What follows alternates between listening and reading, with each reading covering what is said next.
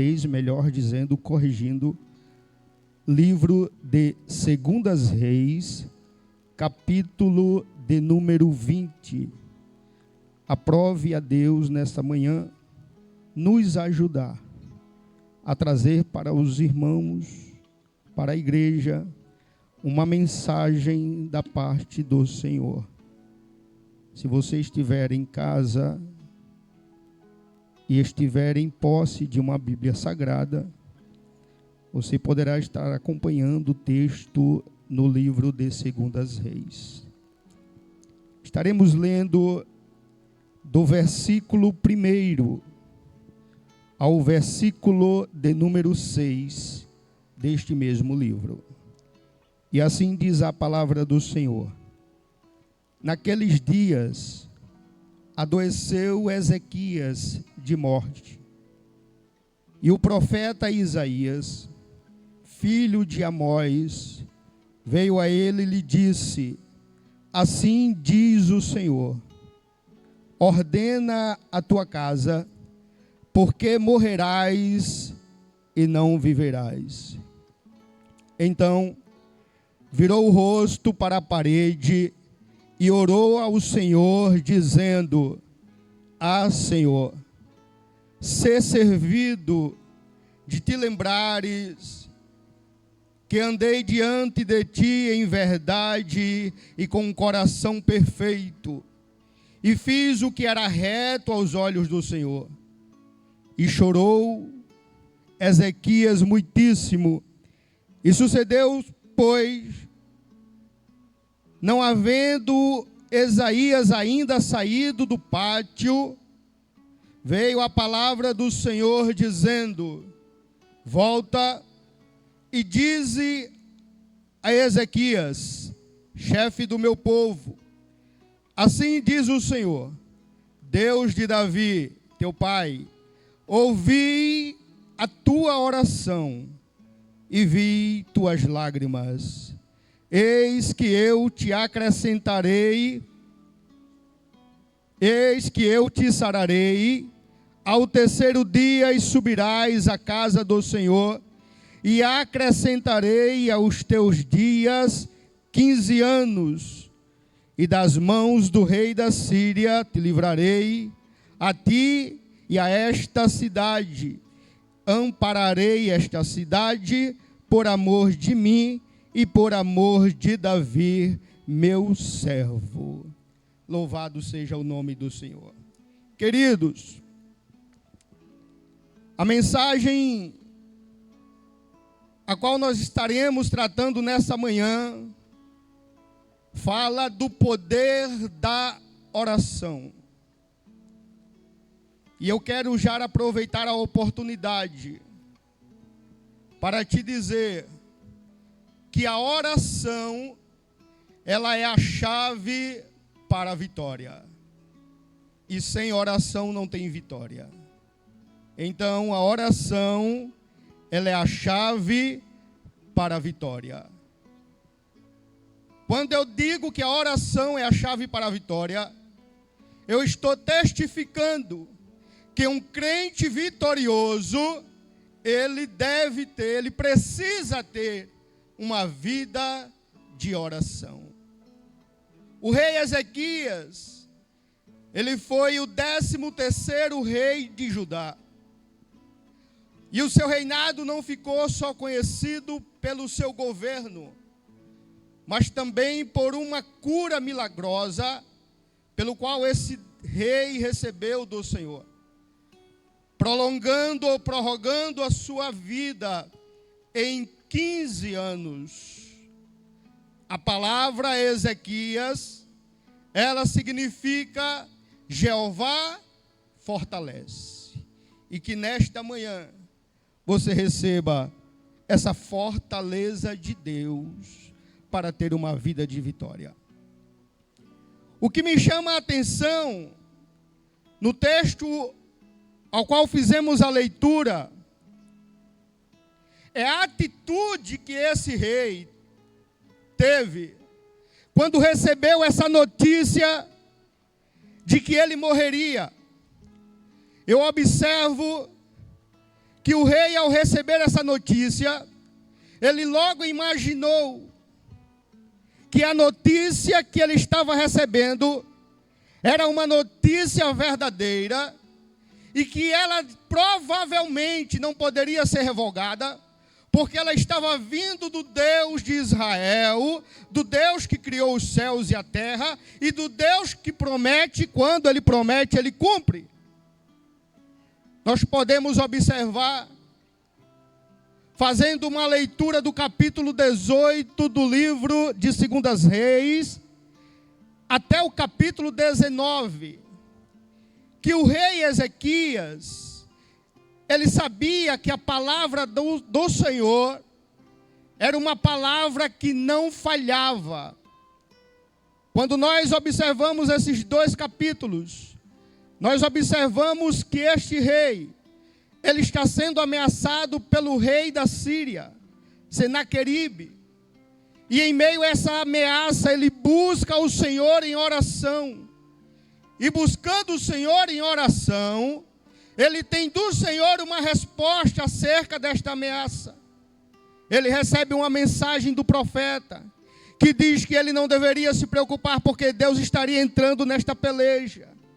O texto vai nos revelar que Deus entra no negócio, dá vitória ao rei, destrói o exército da Síria e dá vitória a Ezequias.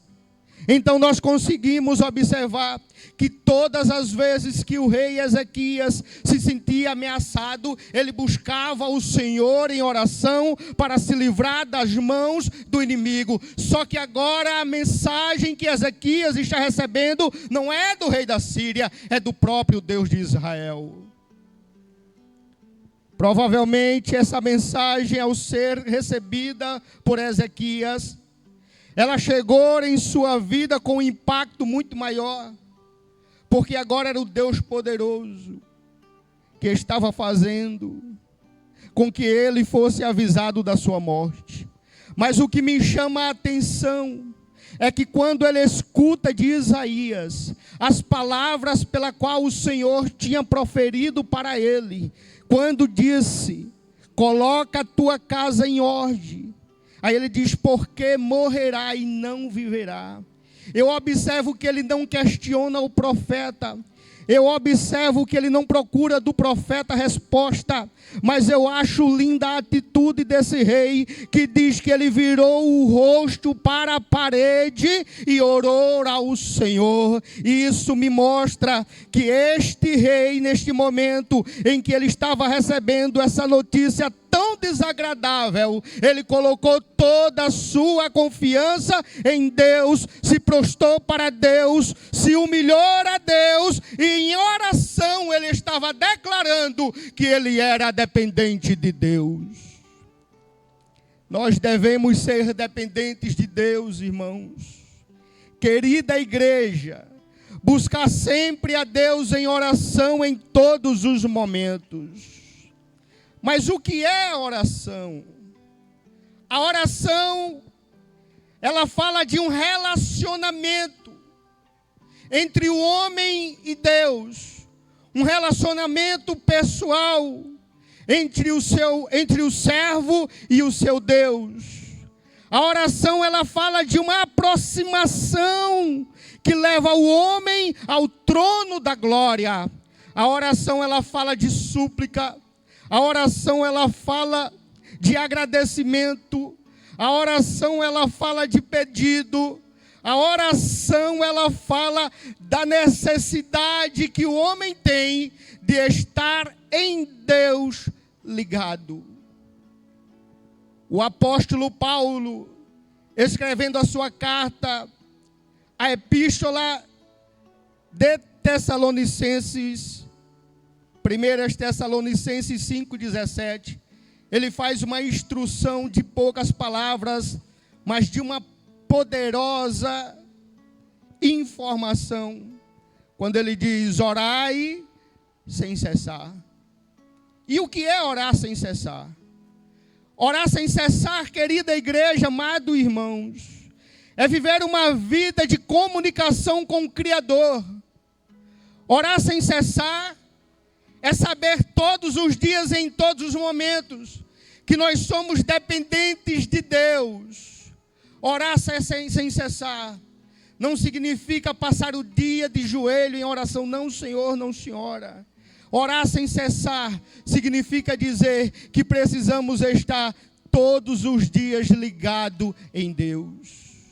Ligados em Deus em casa, ligados em Deus no trabalho, ligados em Deus quando estamos dirigindo, quando estamos fazendo os deveres domésticos. Isso é orar sem cessar.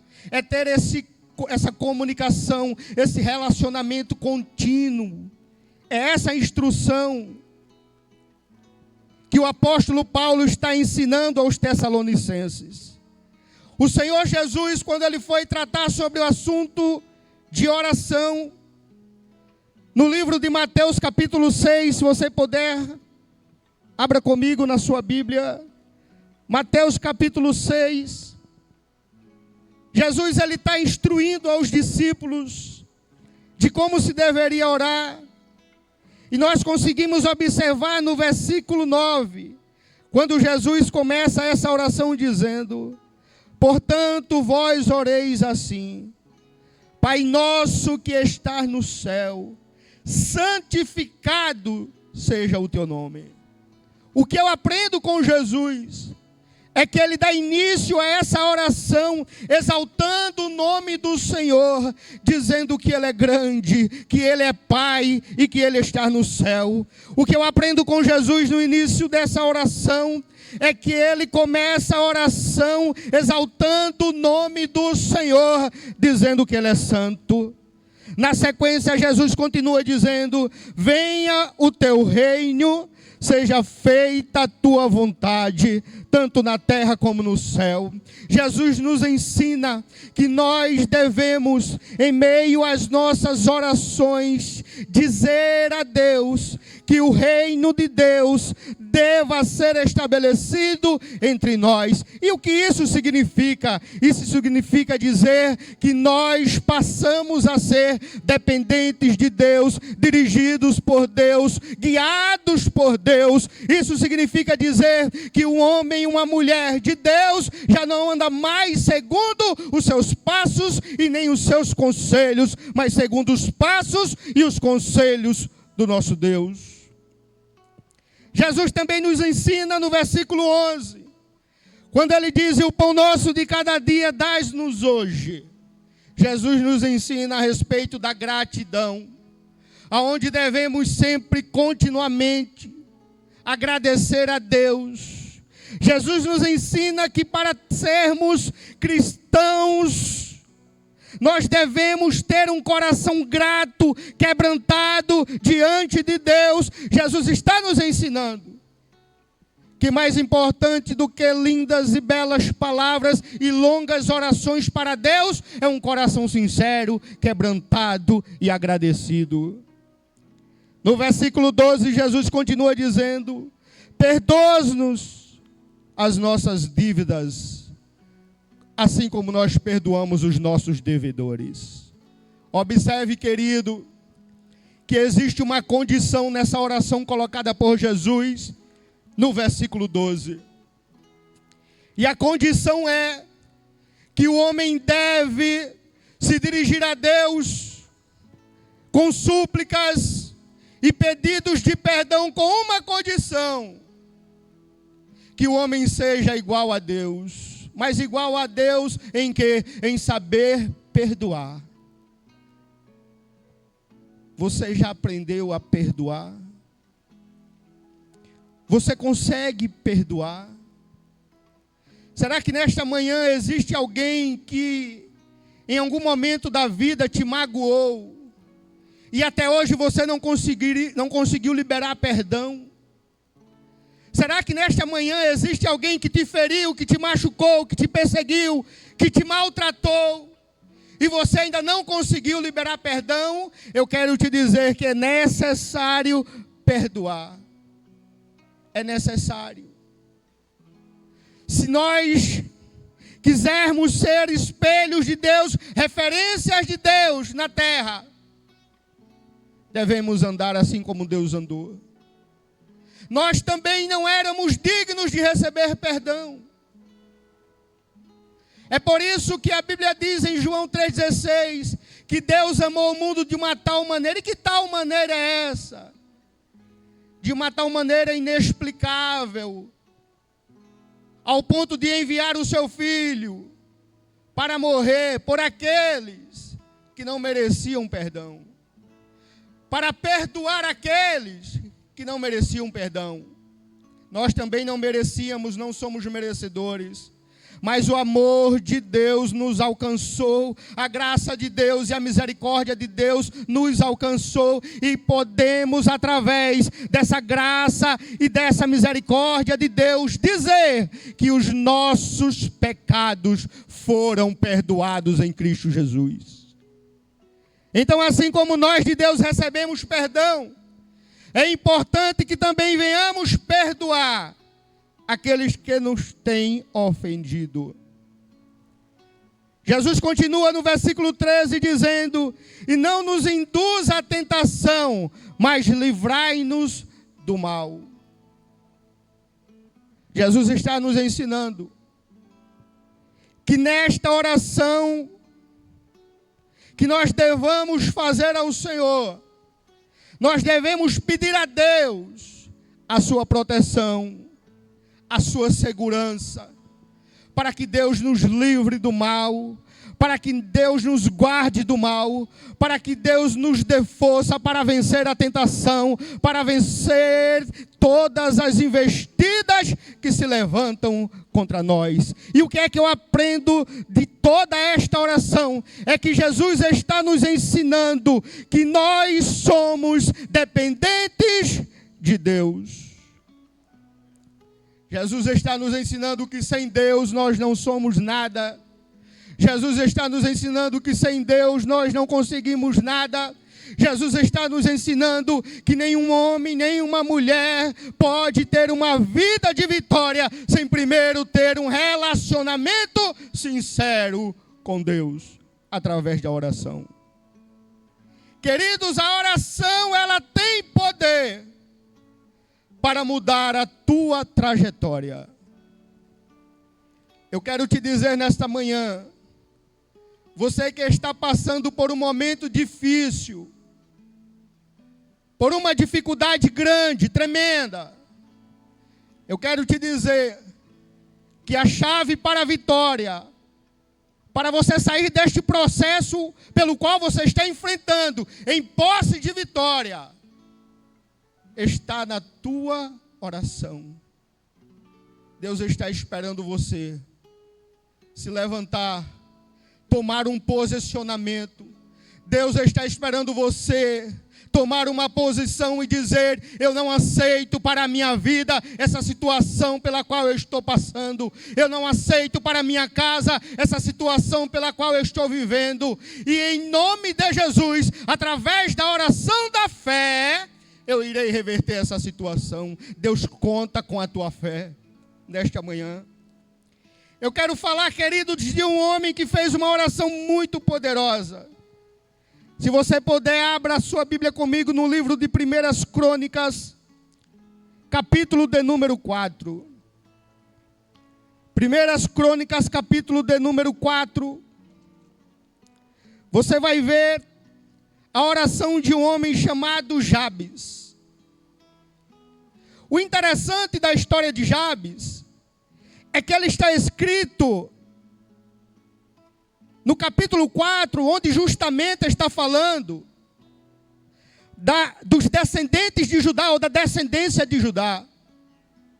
Mas a atitude deste homem foi tão grande, em meio a uma oração, que obrigou ao escritor que estava escrevendo este capítulo, pelo qual o assunto, eu já falei, eram os descendentes de Judá. Ele obrigou ao escritor a chegar no versículo 9 e dar uma pausa e contar em meio a essa descendência a sua história. 1 Crônicas, capítulo 4, o versículo 9 diz assim: e foi Jabes mais ilustre do que seus irmãos, E sua mãe chamou o seu nome Jabes, dizendo: porquanto com dores eu dei à luz. Queridos, olhando para a história de Jabes, que é contada em poucas palavras, nós conseguimos observar, primeiro, que ele foi uma criança que ao nascer já veio trazendo dores e sofrimento para sua mãe. E no tempo antigo, todas as crianças que nasciam em meio a momentos difíceis de dores e sofrimento, elas recebiam um nome que fazia menção ou fazia referência à dor e o sofrimento pelo qual estava se vivendo naquele momento. Exemplo disso está em 1 Samuel, quando a arca da aliança é levada, quando o anúncio chega na cidade que a arca foi tomada pelos filisteus. A Bíblia diz que está o sacerdote ali sentado. Quando ele recebe a notícia, ele cai e morre. Mas a Bíblia também diz que perto do sacerdote estava a sua nora, a esposa de Finéias, a qual a Bíblia não cita o seu nome, sendo esta desta vez, estando gestante já perto de dar à luz. A Bíblia diz que quando ela escuta que a arca foi levada, que o seu sogro estava morto, que o seu esposo estava morto, ela começa a morrer, e ao mesmo tempo que ela está morrendo, ela está dando à luz. E quando a criança nasce, a Bíblia diz que as mulheres que estão ali fazendo o parto olham para ela, e ela já morrendo, e dizem: é um menino. E quando dizem é um menino, ela diz: e acabou. Seria o nome da criança. E acabou quer dizer: aonde está a glória? Foi-se a glória. Ou seja, a glória de Deus não está aqui. Ou seja, aquela criança que estava nascendo, naquele momento de dor, naquele momento de tristeza, recebeu como referência daquela tristeza, daquele dor, o seu nome. A mesma coisa aconteceu com Jabes. A sua mãe teve ele, e relata o texto dizendo: com dores eu dei à luz. E ela, baseada na dor que ela sentiu, na tristeza que ela sentiu, ela diz: o nome dele será Jabes, que significa aquele que entristece. A palavra Jabes também significa dor, sequidão, deserto. Então, olhando para essa criança, nós conseguimos ter uma pálida ideia de que provavelmente ele não seria uma pessoa em meio à sua tribo bem-sucedida. Olhando para essa criança, fazendo referência à forma como que ele chegou, trazendo tristeza, trazendo dor, olhando para o nome dessa criança que representava dor e tristeza, nós conseguimos olhar para ele e dizer que provavelmente ele era um projeto falido.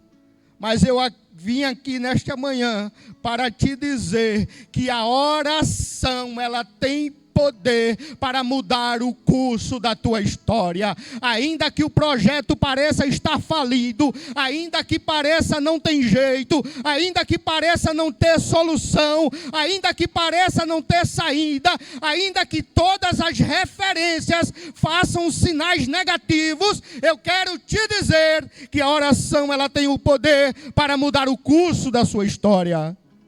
Louvado seja Deus. No versículo 10,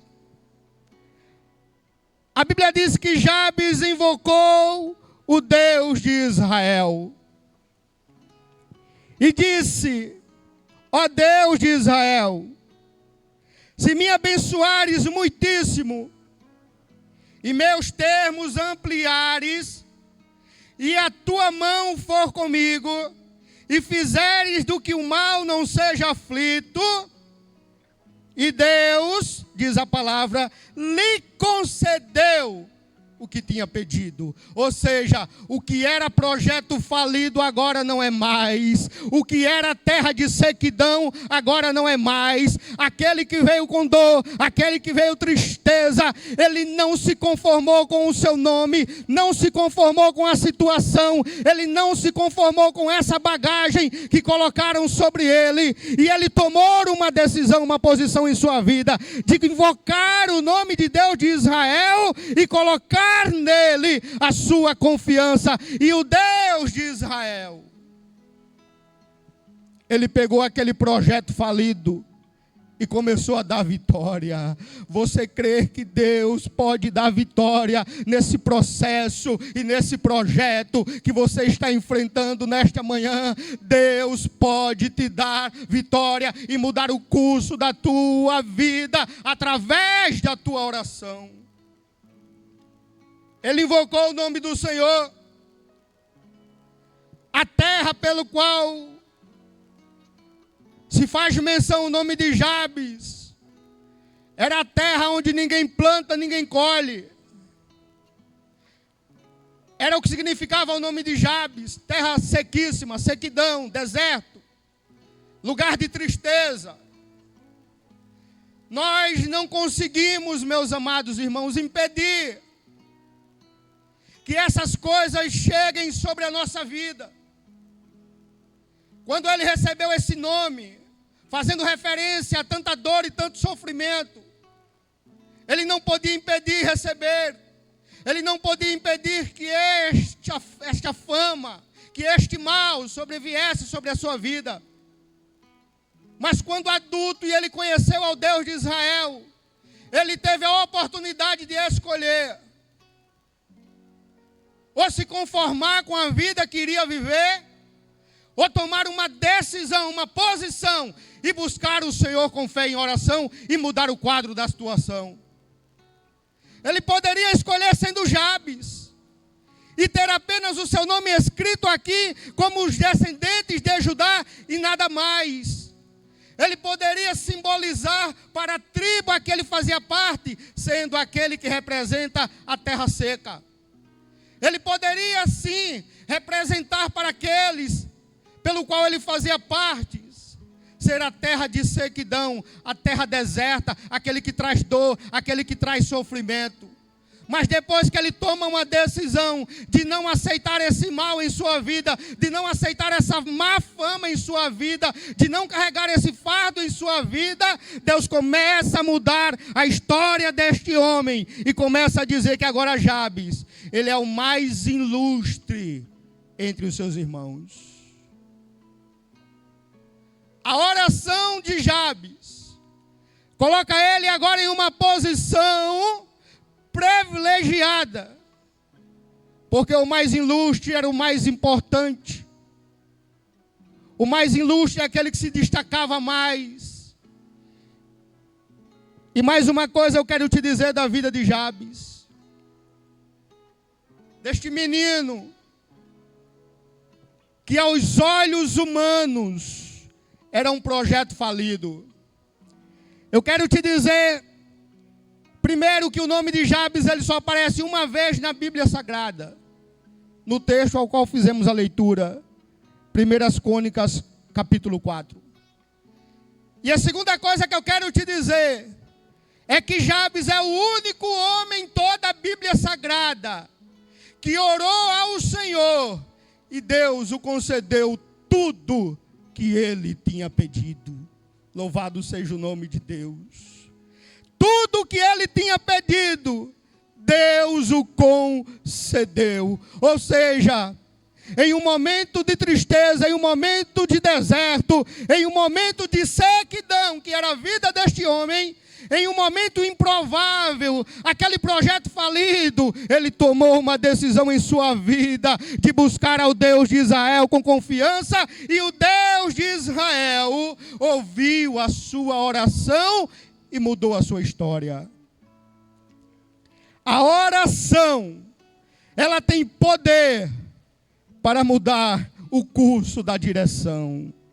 Queridos, quando eu vejo o posicionamento deste homem chamado Jabes, Eu lembro do que está escrito no livro de Tiago, capítulo 5, no verso 16, quando Tiago diz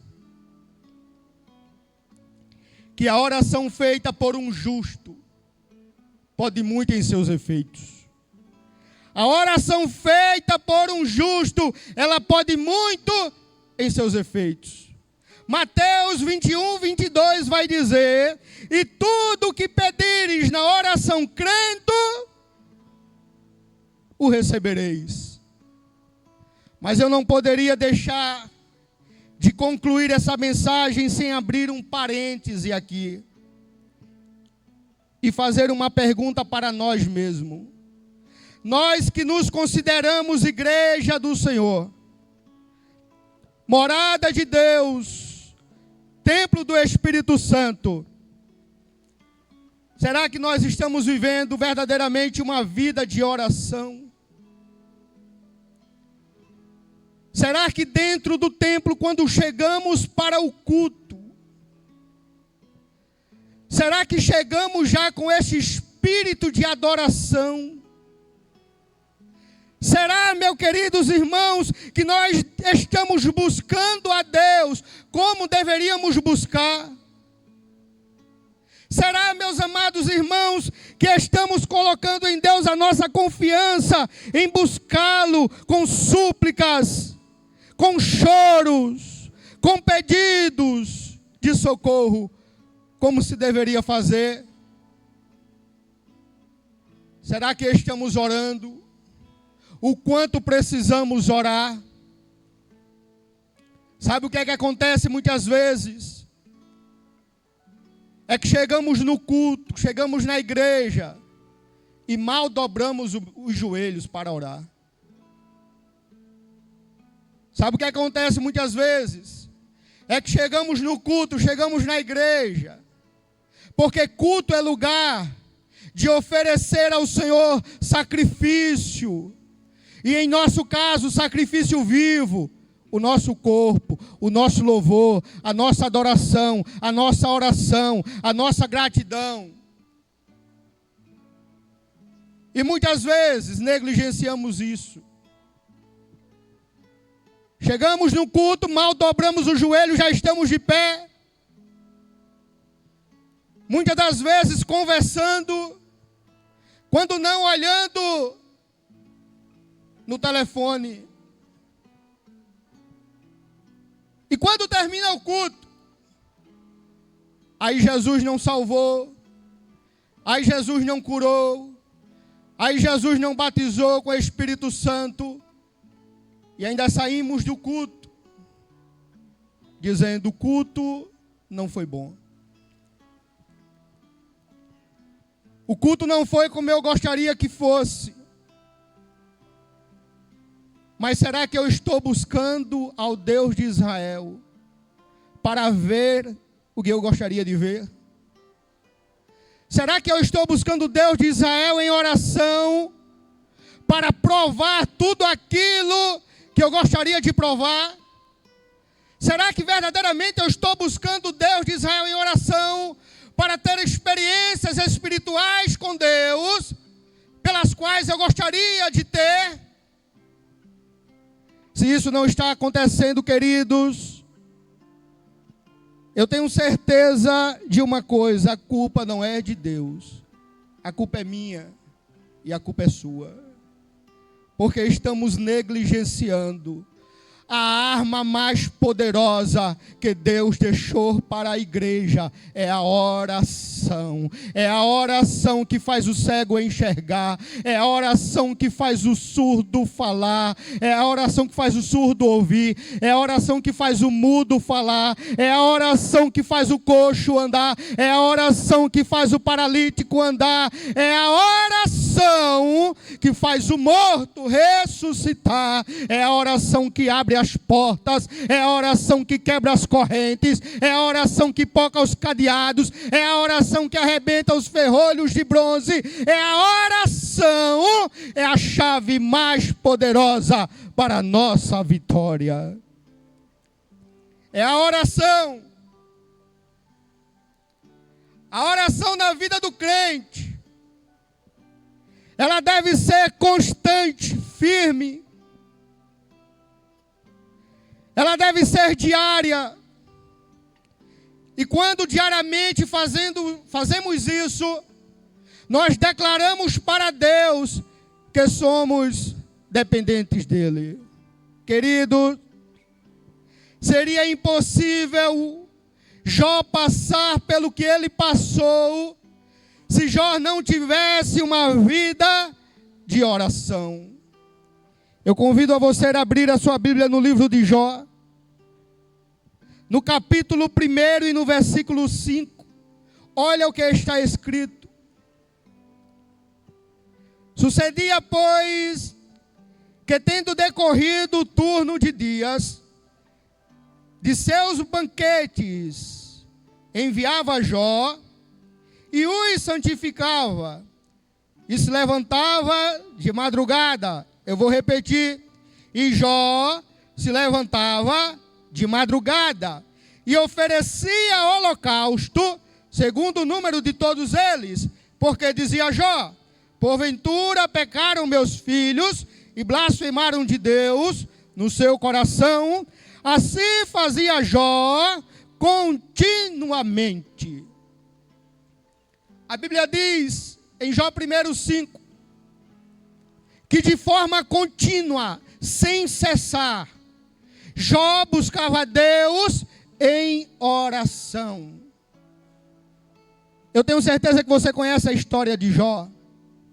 Mas você acredita mesmo, meu irmão, que Deus deu ao diabo a ordem de tocar na vida de Jó, só para mostrar que Jó era fiel, não senhor e não senhora? Primeiro, porque Deus não precisa provar nada para ninguém. Deus permitiu que este mal afligisse a vida de Jó, porque Deus sabia que Jó era um homem estruturado na oração. Jó era um homem que tinha raízes com Deus através da oração.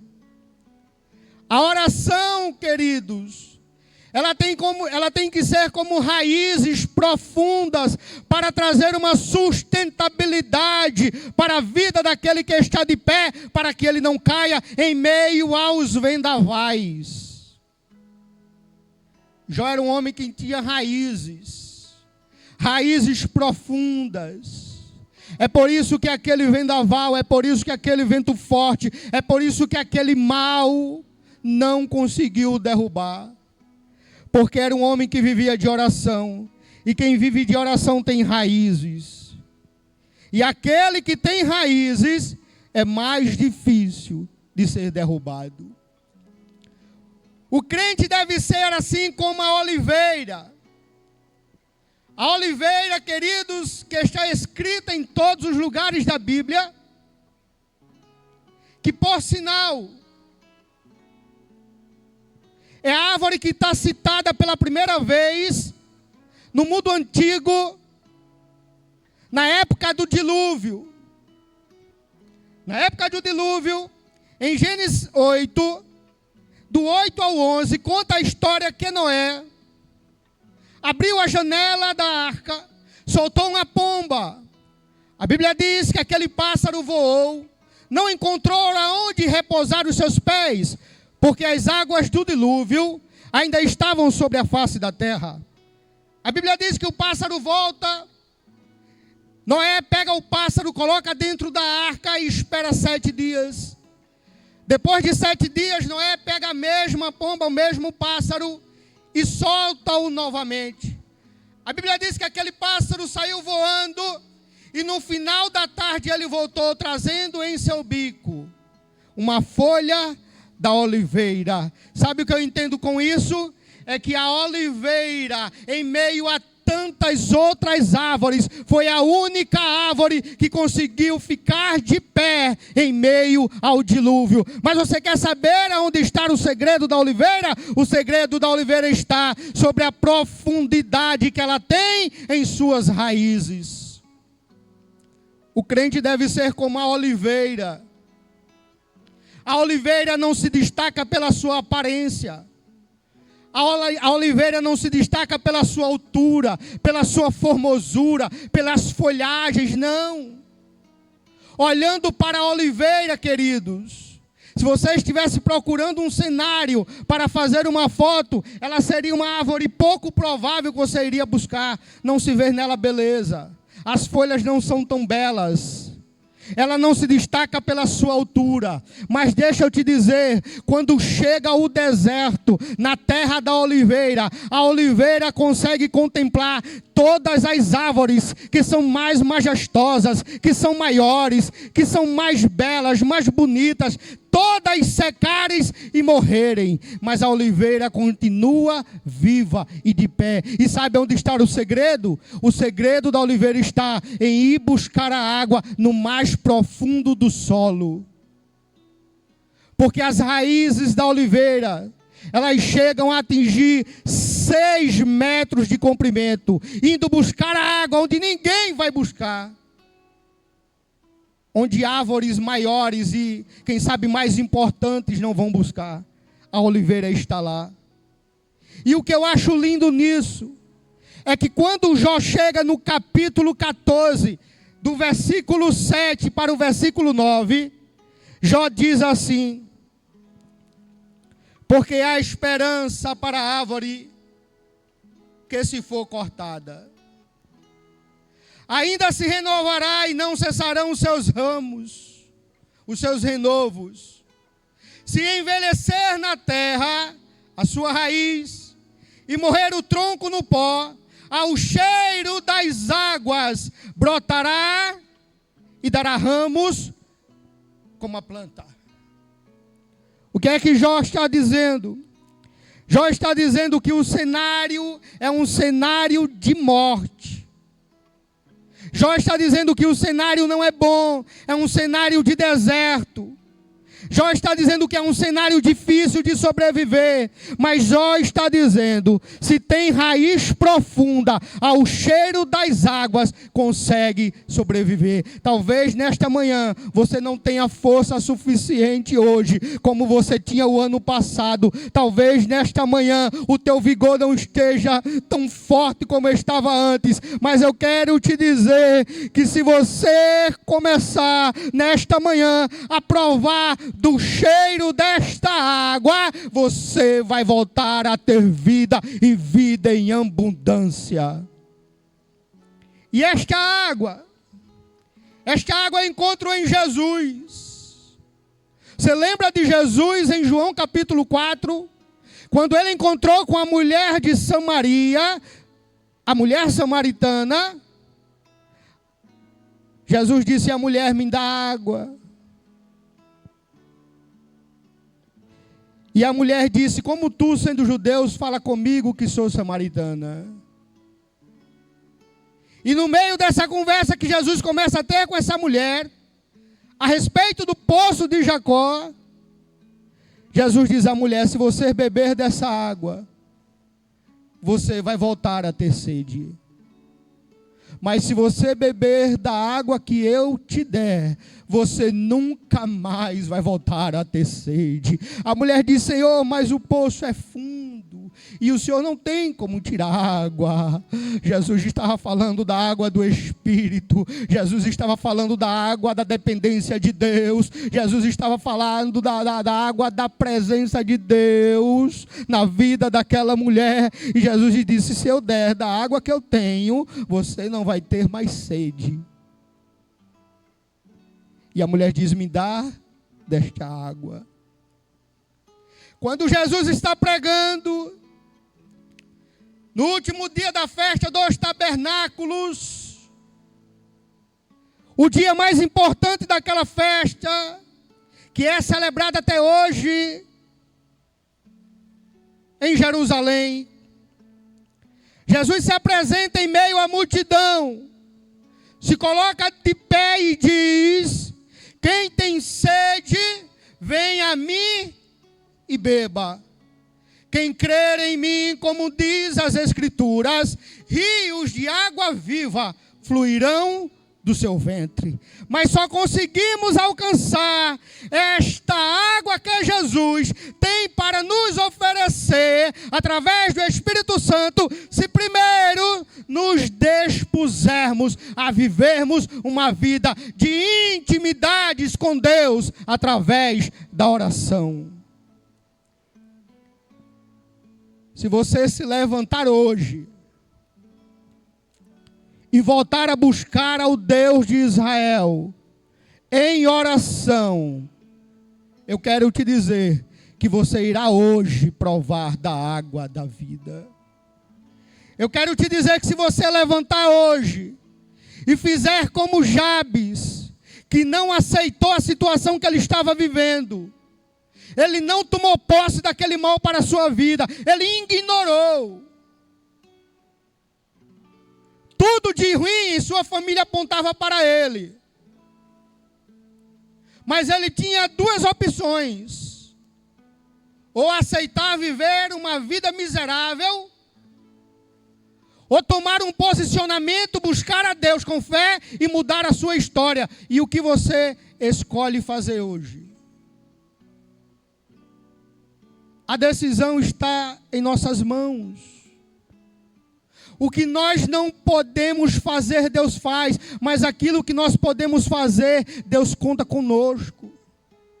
Queridos, dobrar o joelho, buscar a Deus em oração, viver uma vida íntegra, orando sem cessar, buscando a Deus com confiança. Isso não é algo que Deus vai fazer nem na minha e nem na tua vida. Somos nós que devemos fazer. O que Deus vai fazer é nos dar força, mas a decisão é nossa, a decisão é sua nesta manhã. A decisão está em suas mãos.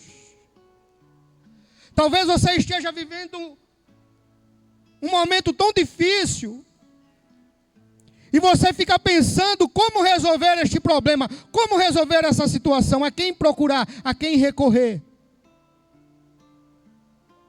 Aos poderes políticos, ao juizado, a quem recorrer? Eu vim nesta manhã para te dizer que a única pessoa que você precisa recorrer para alcançar a sua vitória é o Deus que você serve, que você confia, que te escolheu, que olhou para você um dia e disse: você é meu, você é minha, eu te escolhi no ventre da sua mãe. É a esse Deus que você deve escolher, é a esse Deus que você deve buscar em oração, para que você possa mudar essa situação. Meus amados irmãos, eu me lembro de um negócio muito lindo que aconteceu em Atos dos Apóstolos, no capítulo 12. O rei Herodes tinha mandado prender Tiago. E depois de que Tiago estava preso, ele foi morto. Quando o rei viu que a multidão gostou do posicionamento que aquele rei, que aquele homem, aquele governador tomou, ele decidiu também fazer o mesmo com Pedro. Pedro é preso, é colocado na prisão. E quando Pedro é colocado na prisão, a Bíblia começa a relatar que dentro de uma casa, na casa de uma mulher, a igreja fazia oração. Observe como a oração tem poder de mudar o curso da história. Porque todos que estavam em volta da situação, que não estavam naquele espírito de oração, olhando para a vida de Pedro, sabia que a sentença já estava decidida. Vai morrer como morreu Tiago. Mas a oração da igreja, ela chegou ao trono de Deus, que enviou o anjo à prisão, onde estava Pedro. A Bíblia diz que o anjo chega na prisão, Pedro está dormindo. O anjo acorda Pedro. Pedro para Pedro calçar as sandálias, colocar a capa. E sabe o que é que eu acho bonito? É que a Bíblia diz que quando o anjo ia passando com Pedro, as portas de ferro iam se abrindo. E sabe quem estava abrindo as portas de ferro? O poder da oração que aquela igreja fazia pela vida de Pedro. A tua oração é ela, meu irmão e minha irmã, que é a chave para abrir essa porta de ferro que está fechada na tua vida, que não te deixa prosseguir, que não te deixa avançar, que não te deixa viver uma vida de felicidade na presença de Deus. É a oração, é ela que é a tua chave da vitória. Eu me recordo também que no capítulo 16 de Atos dos Apóstolos, nessa oportunidade, estando preso Paulo e Silas, perto da meia-noite, eles começaram a invocar o nome do Senhor. A Bíblia diz que eles oravam e cantavam ao Senhor, e o Senhor mais uma vez escuta a oração daquele lugar. Deus envia um terremoto, e todas as estruturas dos alicerces foram abaladas. A Bíblia diz que a porta do cárcere caiu. Sabe o que é que eu estou vendo Deus fazer na vida de Paulo e Silas? Eu estou vendo Deus dizendo assim: é essa porta que estão dizendo que eu não vou abrir? É essa porta que estão dizendo que não vai ser arrancada? Aí Deus faz a porta cair. E Paulo e Silas passou pela porta? Não, ele passou por cima da porta. Mas foi a oração que mudou a sua história. A porta que não abrir através da sua oração, não se preocupe. Deus vai mandar o terremoto, vai mexer com as estruturas, e a porta vai ter que cair, e você vai passar por cima. E sabe por quê? Porque a oração, ela tem poder. A oração, ela tem poder. A oração tem poder para restituir a tua casa. A oração tem poder para ir buscar o teu filho que está perdido. A oração tem poder para salvar o teu marido. A oração tem poder para mandar esta doença ir embora. A oração, ela é a chave para a vitória. Queridos, o que Deus precisa de você nesta manhã não é muito. O que Deus precisa de você nesta manhã não são palavras difíceis, não são belas orações.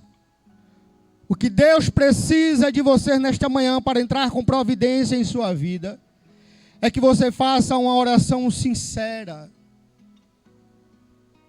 com as suas palavras, sendo humilde, pedindo a Deus que Ele lhe socorra, que Ele lhe ajude, que Ele lhe ajude neste processo, nesta causa, colocando para Deus as suas necessidades, dizendo a Deus que sem a mão dEle estendida sobre a sua vida e sobre a sua casa, você não conseguirá. O que Deus procura nessa manhã não são os grandes, são os verdadeiros. A Bíblia diz, queridos, no livro de Salmos 51:7, 51:17, que um coração quebrantado e contrito não desprezará o nosso Deus. O que você precisa é apenas de um coração quebrantado e contrito. E o Deus de Israel, Ele irá ouvir a sua oração. Para a gente finalizar, queridos, voltando para o texto pelo qual fizemos a leitura em 2 Reis. A Bíblia diz que Quando o rei tomou a notícia que a sua vida estava chegando ao fim, ele virou o rosto na parede, orou ao Senhor e disse: Senhor, ser servido de te lembrar que andei diante de ti em verdade com um coração perfeito. E o que é o coração perfeito? É o coração contrito e quebrantado. E fiz o que era reto aos olhos do Senhor. E chorou Ezequias muitíssimo. O choro de Ezequias, ele revela para mim que o rei naquele momento, ele se desprendeu da sua vaidade. Ele se desprendeu da sua prepotência, ele se desprendeu da sua arrogância, ele se desprendeu da coroa, ele se desprendeu do trono, ele se desprendeu do seu reinado e se colocou em uma posição de servo dependente do Senhor. Quando eu vejo Ezequias com o rosto na parede, chorando muitíssimo, eu vejo um rei que na presença de Deus, ele deixa de ser rei e passa a ser servo, dependente de Deus. E Deus ouviu a sua oração. A Bíblia diz que a oração do rei foi ouvida de forma tão rápida, que o profeta Isaías não tinha saído ainda do pátio do palácio. Deus já trouxe para ele a notícia, diz: vai e volta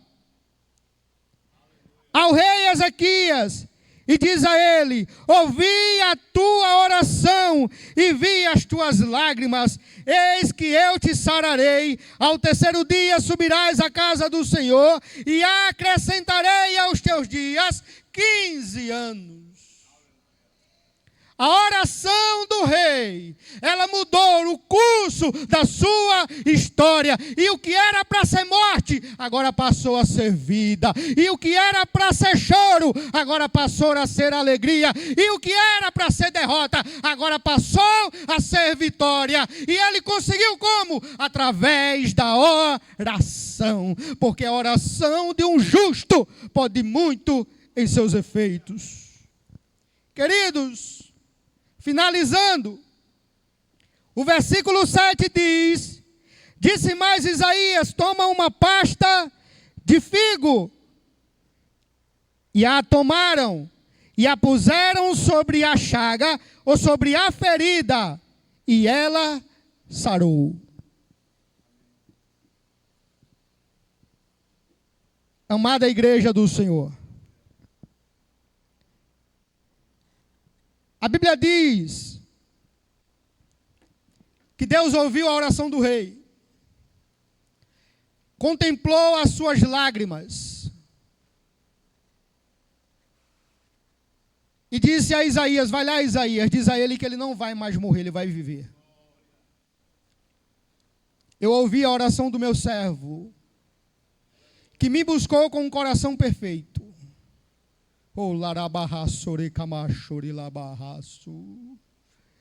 Deus estava dizendo: eu contemplei as suas lágrimas, e contemplando as suas lágrimas, eu contemplei também a sua dor.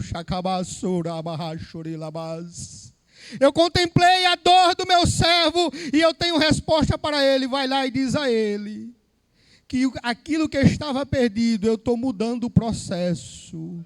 O ponto final vai lá para frente. Ele só vai chegar daqui a 15 anos. Agora eu estou colocando uma vírgula, mas estou fazendo neste rei, criando nele uma nova história. Queridos, existem maus que chegam em nossa vida, que não é para nos matar, é para nos fazer ser mais dependentes de Deus, porque Deus sempre quer trazer para nós uma nova história.